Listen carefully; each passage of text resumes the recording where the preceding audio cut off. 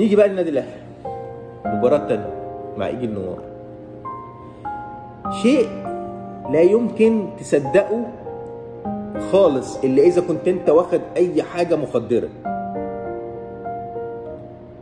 كارت احمر لجراديشار في الدقيقة 14، محدش اصلا فاهم هو اتطرد ليه. ركنية واحدة حكم طلع فيها كارت اصفر مستحق للاعب ايجي النوار اللي ضرب بيكم في عينه، بكوعه في عينه. كارت اصفر. حلو الكلام لغايه دلوقتي. نفس الكوره مفيش، كل ده لسه الركنيه ما اتلعبتش. تمام؟ جراديشار بلاش اقول عشان انا يعني ما تقولوش ان انت اهلاوي يعني بيتحامي على اللعبه.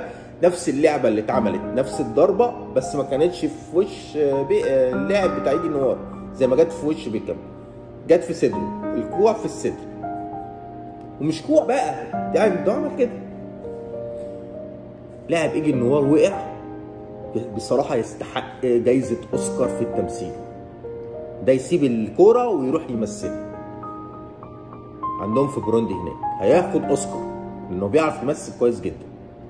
وقع على الارض والحقوني انا بموت. الحكم راح مطلع كارت احمر. انت بتعمل ايه يا عم؟ انت بتعمل ايه؟ ما هي نفس اللعبه. يعني انت مش مالي الاولانيه كارت اصفر، ما طردتوش ليه برضه؟ ما هي نفس اللعبه.